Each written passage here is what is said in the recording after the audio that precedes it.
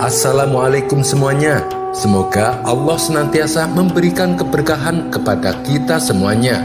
Amin ya robbal alamin.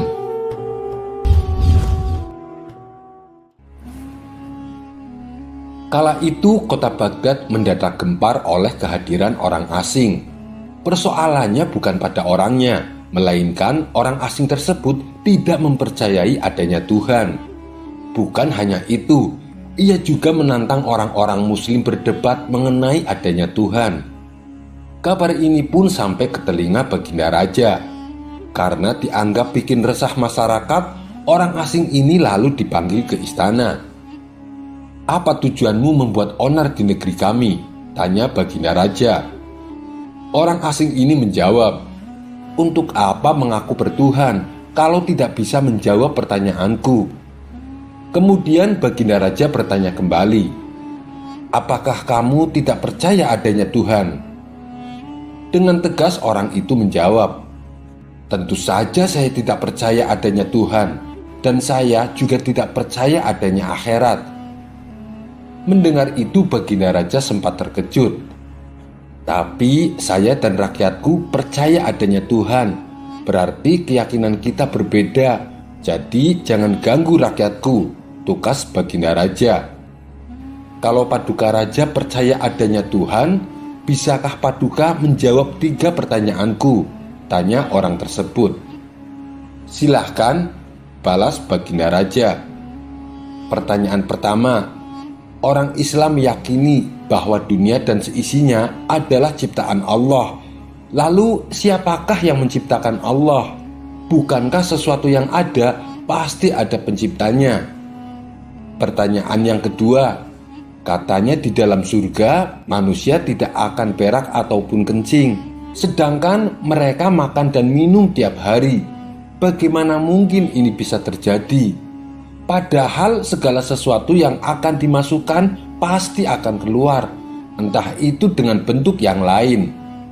Dan pertanyaan yang ketiga, orang Islam meyakini kalau setan terbuat dari api.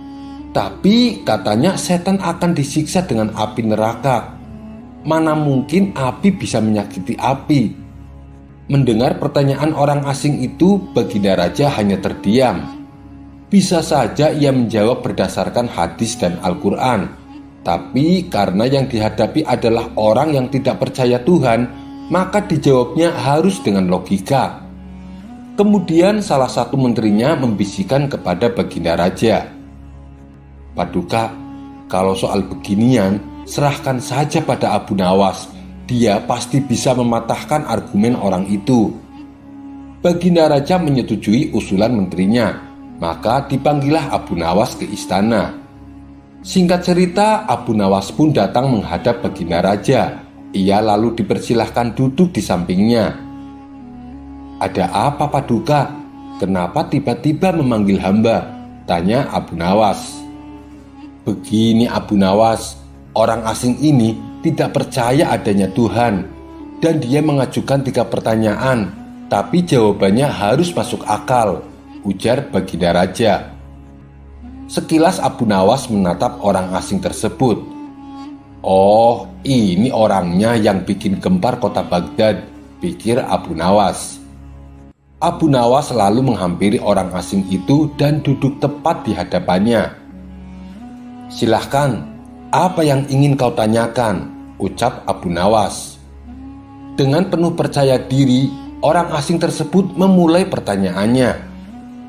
"Anda sebagai orang muslim tentu percaya bahwa segala sesuatu baik yang terlihat maupun tidak terlihat pasti ada yang menciptakan." "Iya, tentu saja saya percaya," timbal Abu Nawas. "Sekarang saya mau bertanya, siapakah yang menciptakan alam semesta dan seisinya?" tanya orang asing. "Yang menciptakan alam semesta dan seisinya adalah Allah Tuhan saya," jawab Abu Nawas. "Oh, baiklah. Lalu siapakah yang menciptakan Allah? Bukankah tadi Anda mengakui bahwa segala sesuatu baik yang terlihat maupun tidak terlihat pasti ada yang menciptakan?" tanya orang itu kembali. Sejenak Abu Nawas terdiam. Ia pun lalu berkata, "Anda pasti tahu kalau kami selaku orang Islam mengakui hanya ada satu Tuhan. Kita istilahkan saja Tuhan dengan angka 1. Sekarang gantian aku yang bertanya. Angka 3 berasal dari angka berapa?" tanya Abu Nawas. "Angka 3 berasal dari angka 2 ditambah 1, jawab orang tersebut. "Tepat sekali. Kalau angka 2 berasal dari angka berapa?" tanya Abu Nawas kembali. "Angka 2 berasal dari angka 1 tambah 1, jawab orang itu. "Benar sekali. Sekarang kalau angka 1 sendiri berasal dari angka berapa?" tanya Abu Nawas. Orang itu kaget dengan pertanyaan tersebut. Ia hanya terdiam tak bisa menjawabnya. Kemudian Abu Nawas berkata kembali, "Pada intinya semua angka pasti ada awalnya. Entah itu angka 5, angka 4, ataupun angka 10. Dan angka-angka tersebut diibaratkan alam semesta ciptaan Allah. Apabila kamu bertanya siapa yang menciptakan Allah, sama halnya saya bertanya, dari mana angka 1 itu ada? Kamu pasti tidak akan bisa menjawabnya," jelas Abu Nawas. Orang itu pun langsung terdiam merenungi kata-kata Abu Nawas. "Untuk jawabanmu atas pertanyaanku yang pertama masuk akal juga. Sekarang pertanyaan yang kedua. Kalian sebagai muslim pasti meyakini kelak hidup di surga tidak akan berak dan kencing. Padahal di sana kalian makan dan minum setiap hari.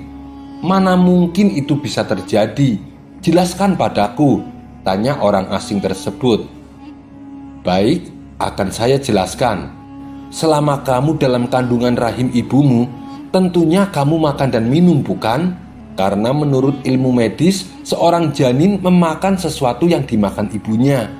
Lalu ketika kamu dalam kandungan ibumu selama 9 bulan, apakah kamu pernah berak ataupun kencing?"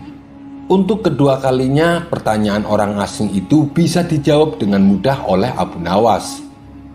"Baik, jawabanmu masuk akal. Sekarang pertanyaan terakhir. Kalian sebagai muslim pasti meyakini kalau setan terbuat dari api dan neraka juga terbuat dari api. Tapi yang membuat saya heran, katanya setan akan disiksa dengan api neraka. Mana mungkin api bisa menyakiti api? Itu hal konyol yang pernah saya dengar," ujar orang asing tersebut. "Bisakah kamu menjelaskannya?" tanyanya kemudian. "Sebelum aku menjawab pertanyaan yang terakhir, aku ingin kita saling berjanji. Apapun jawabannya, kamu tidak boleh marah," pinta Abu Nawas. "Tentu saja saya tidak akan marah, apalagi kalau jawabannya masuk akal," balas orang tersebut. Tiba-tiba Abu Nawas menampar pipi orang asing itu sangat keras. Baginda Raja dan orang-orang yang hadir terkejut dibuatnya. "Hei, apa-apaan ini? Kalau tidak bisa menjawab, jangan emosi, apalagi sampai main pukul kayak gini," protes orang asing. "Siapa yang emosi? Itu tadi adalah jawaban saya. Apakah tadi kamu merasakan sakit?" tanya Abu Nawas. "Tentu saja sakit," jawab orang itu sambil memegangi pipinya. "Coba kamu perhatikan tangan saya. Bukankah tangan saya terbuat dari tulang dan daging? Begitu juga dengan pipi kamu. Tapi ketika tangan saya ini tamparkan ke pipi kamu, kamu langsung kesakitan. Itulah gambaran sederhana kalau api neraka bisa menyakiti setan. Setan pasti akan merasa kesakitan meskipun ia sama-sama terbuat dari api," kata Abu Nawas menjelaskan. Orang tersebut lalu terdiam. Ia tak bisa membantah argumen Abu Nawas. Sementara Baginda Raja dan orang-orang istana kagum atas kecerdikan Abu Nawas. Sampai di sini dulu perjumpaan kita.